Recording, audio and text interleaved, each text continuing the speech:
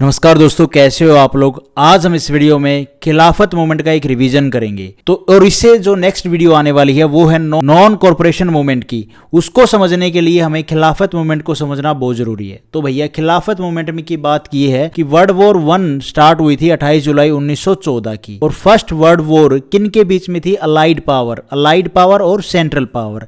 Allied power में Britain, France, Japan, Russia, Italy, और central power में Germany, Australia, Hungary, Bulgaria, Ottoman empire. यहाँ पे थोड़ा ओटोमन एम्पायर के बारे में समझना जरूरी है। बेसिकली कुछ तुर्किश ट्राइब्स ने मिलके 1299 में, मैं लिख देता हूँ, 1299 में ओटोमन एम्पायर को स्टैब्लिश किया। और ये भी एक टाइम पे बहुत पावरफुल एम्पायर था। ओटोमन एम्पायर एक टाइम पे काफी पावरफुल एम्पायर था। Turkish tribes found the Ottoman Empire in 1299 में। It remained the most powerful empire in 14th और 15th एंड 16th सेंचुरी में। 14 से लेके 16th सेंचुरी तक ये मोस्ट पावरफुल एम्पायर था। Sultan of Ottoman empire was called खलीफा। और जो सुल्तान था ओटोमन एम्पायर का, उसको क्या बोला जाता था? खलीफा या खलीफा, जिसको हम बेसिकली तो हम जब रिवीजन करते हैं पढ़ते हैं खलीफा ही बोलते हैं। लेकिन ये और पूरे वर्ल्ड में मुस्लिम्स जो थे वो इनको अपना स्पिरिचुअल एंड रिलीजियस लीडर मानते थे। मान्यता ये भी थी कि प्रॉफिट मोहम्मद का सक्सेसर थे ये, कि भाई ये माना जाता था कि प्रॉफिट मोहम्मद के बाद जो उनके सक्सेसर थे वो कौन थे? खलीफा। तो भैया वर्ल्ड वॉर 1 स्टार्ट हुआ था कब? 28 जुलाई 1914 को। वर्ल्ड वॉर एंड हो गया फर्स्ट कब? नवंबर 1918 को। और यहां पर सेंट्रल जो पावर्स थी ना उनकी हार हुई। Germany, Bulgaria, Hungary, Ottoman empire, इनकी हार हुई। और इसी के साथ शुरू हुआ भैया इन कंट्री के साथ में पीस ट्रीटी का दौर, कि भैया पीस ट्रीटी साइन की जाएंगी।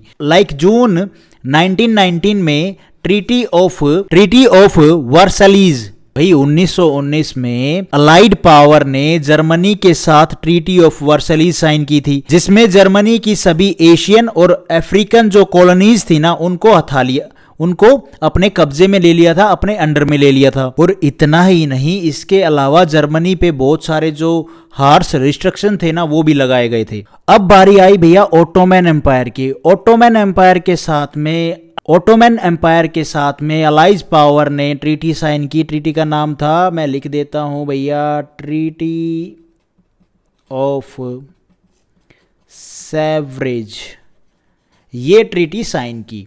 और प्लान ये था कि ओटोमन एम्पायर की सभी जो नॉन तुर्किश टेरिटरीज हैं, लाइक पैलेस्तीन हो गया, सीरिया, लेबनान, इराक, इजिप्ट, इन सब को अलाइज पावर अपने कब्जे में लेना चाहती थी, कि भैया इनको अपने कब्जे में ले लो। और भैया ये जो नॉन तुर्किश टेरिटरीज थी, मतलब ये जो एरिया था, पैलेस्तीन हो गया, सीरिया, लेबनान, इराक, इजिप्ट, इन सब में कई सारी जो इस्लामिक होली प्लेसेस थे वो थे इन जगहों पे। अगर allies power treaty of Sevres को लागू करते हैं तो खलीफा का इन इस्लामिक होली प्लेसेस पर से क्या है, जो इसका कंट्रोल है वो खत्म हो जाएगा। मतलब यहाँ पे जो कंट्रोल है खलीफा का जिन जगहों पे, वो एकदम से खत्म हो जाएगा जब ट्रीटी ऑफ सेवरेज को अगर लागू करते हैं। तो Muslims all over the world were ragged including Indian Muslims. तो भैया ये चीज को देखते हुए पूरे वर्ल्ड में मुसलमान नाराज थे कि भैया अगर ये ट्रीटी लागू करते हैं तो जो खलीफा का जो कंट्रोल है इन होली प्लेसेस पे वो क्या है, खत्म हो जाएगा।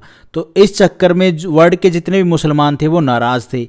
वैसे काफी सारी कंट्रीज में ओटोमन एम्पायर के खलीफा के सपोर्ट में काफी पॉलिटिकल एक्टिविटी शुरू हो चुकी थी, लेकिन खलीफा के सपोर्ट में जो मोस्ट प्रोमिनेंट एक्टिविटी देखने को मिली वो हो रही थी इंडिया में। मोहम्मद अली और शौकत अली ने दूसरे लीडर को साथ में लेकर 1919 में एक ऑल इंडिया खिलाफत कमेटी स्टैब्लिश कर दी। ऑल इंडिया खिलाफत कमेटी 1919 में इसको स्टैब्लिश कर दिया गया। इसके फर्स्ट प्रेसिडेंट थे कौन? गांधी जी। और इसकी फर्स्ट मीटिंग में ये डिसाइड किया गया कि ब्रिटिश गुड्स का बायकॉट किया जाए, ब्रिटिश गवर्नमेंट के साथ किसी भी तरह का कॉरपोरेशन नहीं किया जाएगा। Boycott British goods and not to corporate with British government. अब भैया खिलाफत मूवमेंट क्या है, पूरे जोरों से चल रहा था।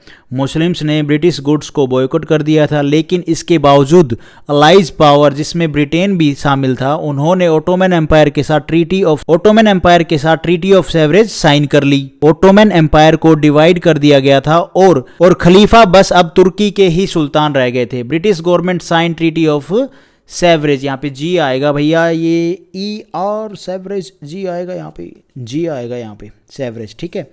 तो भैया अब जो खलीफा थे वो सिर्फ तुर्की के सुल्तान रह गए थे। तो ये थी खिलाफत मूवमेंट। एक आपको इस रिवीजन के थ्रू थोड़ा सा आइडिया हुआ होगा कि खिलाफत मूवमेंट कहाँ से स्टार्ट होती है, क्या उसका मतलब था, क्या हो रहा था उसमें।